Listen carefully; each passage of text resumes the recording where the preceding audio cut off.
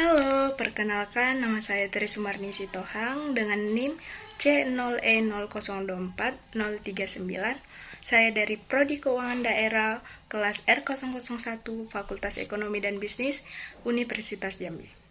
Baiklah, di sini saya akan menjelaskan tentang style dalam pemungutan pajak dan aspek perpajakan.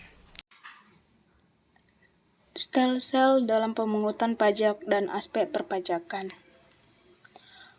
Latar belakang. Yang pertama ada pajak adalah sumber utama penerimaan negara.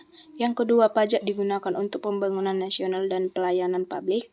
Yang ketiga, butuh sistem yang adil dan efisien.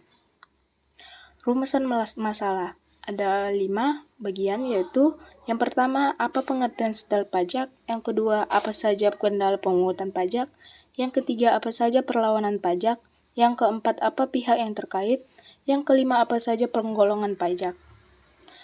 Pengertian style pajak. Style pemungutan pajak adalah sistem pemungutan pajak yang digunakan untuk menghitung besarnya pajak yang harus dibayarkan oleh para wajib pajak. Menurut Mardiasmo 2018 dan Suemitro 1998, style pemungutan pajak dibagi menjadi 3 bagian, yaitu style nyata atau real style, yang dimana pemungutan berdasarkan objek yang nyata terjadi, misalnya penghasilan yang benar-benar diterima. Yang kedua ada style anggapan atau fictive style, yang dimana pemungutan berdasarkan suatu keadaan yang dianggap ada menurut undang-undang walaupun faktanya belum tentu. Yang ketiga style campuran, yang dimana kombinasi antara style nyata dan style anggapan. Kendala pemungutan pajak. Kendala dalam pemungutan pajak terbagi menjadi 5 bagian. Antara lain, yang pertama kepatuhan wajib pajak rendah, yang dimana banyak wajib pajak belum patuh melaporkan dan membayar pajak. Yang kedua, kurangnya kesadaran pajak, di mana masyarakat masih menganggap pajak sebagai beban. Yang ketiga, administrasi perpajakan. Masih ada keterbatasan teknologi data dan SDM. Yang keempat, penyeludupan pajak atau tax evasion, yang dimana praktik penghindaran pajak ilegal.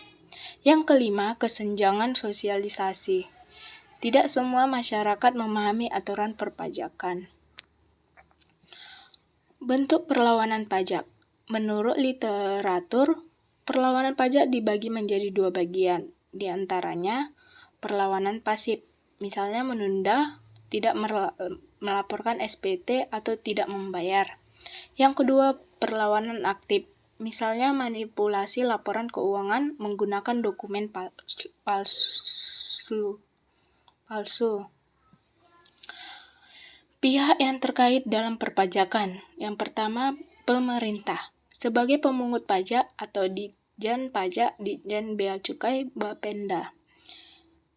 Yang kedua, konsultan pajak, yang dimana pihak yang membantu wajib pajak. Yang ketiga, masyarakat, penerima manfaat tidak langsung dari pemungutan pajak. Penggolongan pajak. Menurut Mardiasmo 2018 dan Suemitro 1998, yaitu menurut golongan. Ada pajak langsung dan tidak langsung. Yang pajak langsung misalnya PPH dan PBB. Yang pajak tidak langsung misalnya PPN dan bea materai. Menurut sifatnya ada pajak subjektif dan objektif. Pajak subjektif didasarkan pada keadaan subjek, misalnya PPH. Pajak objektif didasarkan pada objek pajak, misalnya PPN dan bea materai. Menurut lembaga pemungut dibagi menjadi 2 bagian, yaitu pajak pusat dan pajak daerah. Pajak pusat ada PPH, PPN, dan bea materai. Pajak daerah seperti pajak kendaraan bermotor, pajak hotel, dan restoran. Kesimpulan dari materi saya yaitu style pajak di Indonesia meliputi style nyata, style anggapan, dan style campuran. Dalam pelaksanaannya, pemungutan pajak menghadapi kendala berupa rendahnya kepatuhan, keterbatasan administrasi, dan adanya perlawanan pajak. Perlawanan pajak terbagi pasif maupun aktif. Pihak-pihak terkait antara lain pemerintah, wajib pajak, konsultan,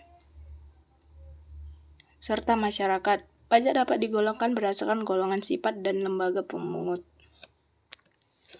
Sekian dari presentasi saya tentang style dalam pemungutan pajak dan aspek perpajakan. Terima kasih.